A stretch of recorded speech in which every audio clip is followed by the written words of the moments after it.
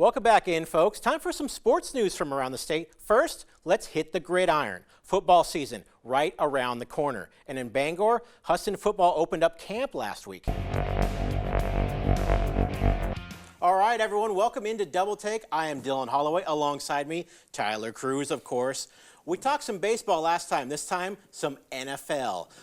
Fans want to know. Patriots fans want to know. The season is just right around the corner. We have some burning questions to do with the New England Patriots. Let's hear them. First off, Mac Jones, second-year quarterback, right? All right, only seconds left in the game. Holiday, possible push-off there. No call. Holiday gets the clutch shot to put the Bucs up 3. Let's move ahead. Under 5 seconds left. Boston down 2. Smart at the line for 1. Misses the free throw on purpose. Put back, won't go. Robert Williams has a shot, won't go. Now Horford misses. Horford finally tips it in, but it's after the buzzer. They went to the replay after, and clearly still in Horford's hand as time expires. Celtics come all the way back from down 14 to lose an absolute heartbreaker. So we're going to move on from this bad news. Let's talk a little bit of good news. Yes, please. Stop talking about Chris Sale. Stop talking about, was it 25-3? I'm sorry. I know it's painful for Red Sox Nation out there. Let's talk some good news. David Ortiz, after this weekend, Big Papi is going to be a Hall of Famer. Oh, yeah. Tell me about that. How excited are you to see that? What's your favorite Big Papi moment?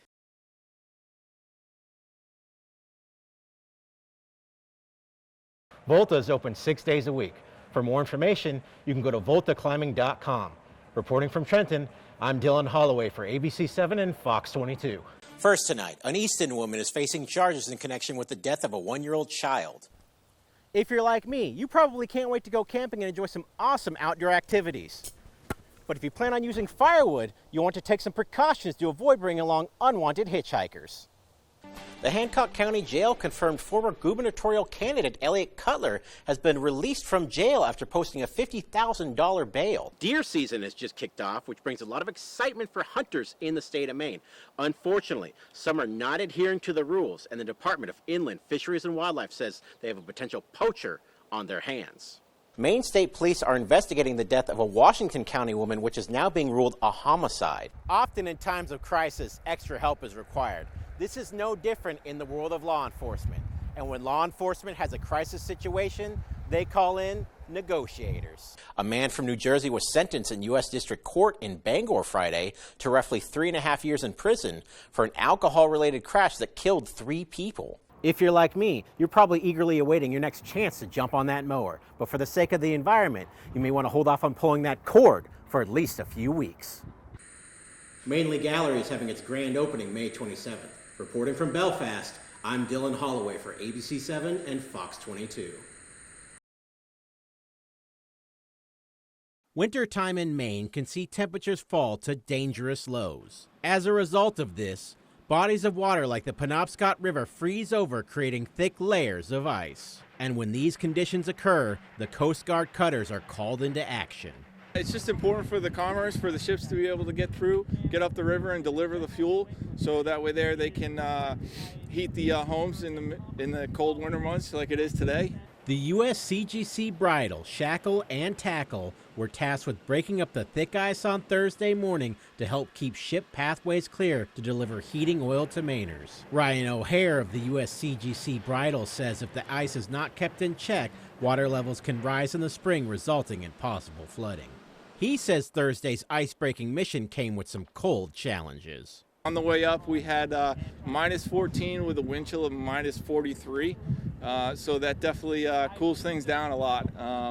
Everything's freezing on the deck, so it's slippery for my guys to be out on deck. And the ice is definitely thicker out there with the colder temps, so it took us a little bit to get up here. O'Hare says the goal of the operation was to cut the ice into small pieces so that it will flow south. Once we hit about 12 inches, we do what we call backing and ramming. Using this technique, the ice cutters push into the ice repeatedly, breaking it apart with raw power. O'Hare says moments like this have a big game feel. My fellow officer in charge, Senior Chief Gillum, he likes to call this the Super Bowl for us. Yep. These guys. Super Bowl. I like to consider it the Stanley Cup. You know, I'm a hockey fan from New England. No matter which championship event you compare it to, the U.S. Coast Guard cutters have a deep passion for what they do. We're just out here having fun. You know, we enjoy it. This is our job. This is what what we joined to do, and we just have a good time on here. Reporting in Bangor, I'm Dillon Holloway for ABC7 and Fox 22. University of Maine researchers, farmers, company vendors, and blueberry fanatics gathered in Jonesboro on Thursday for the UMaine Cooperative Extension's Wild Blueberry Field Day. Wild blueberry specialist Dr. Lily Calderwood says the day is a great chance for blueberry enthusiasts to learn new things, communicate with each other, and catch up. We have a great turnout today. I'm happy to see farmers from Mid-Coast made the trip all the way out here, and the Down East folks have also driven. You know, Washington County is a big place, so it's great to have the two groups meet, and they learn a lot from each other. And we also have a lot of the processors here and other stakeholders in the industry. Ed Hennessy has been blueberry farming since 1975, but says he still attends the annual field day to review techniques and meet the next generation of farmers. I was very surprised to see so many younger farmers here today. That's really good for the farming industry. Calderwood says the blueberry industry is huge in the state of Maine, and it's important to hold events like Wild Blueberry Field Day. She says there are around 40,000 acres of blueberries in the state, which are managed by just under 500 growers. Our farmers are incredibly hardworking and thoughtful people, and they really think about all the management that they do, regarding bees, regarding soil health. So they are here with really good intentions, and hopefully people appreciate that. Several topics were covered throughout the day, such as integrated pest management, crop management, drought management, and adaptation to climate change. When I asked Lily, Ed, and others how the day went, they all seemed to respond pretty much the same way. It couldn't have been any sweeter. Reporting from Jonesboro, I'm Dillon Holloway for ABC7 and Fox 22.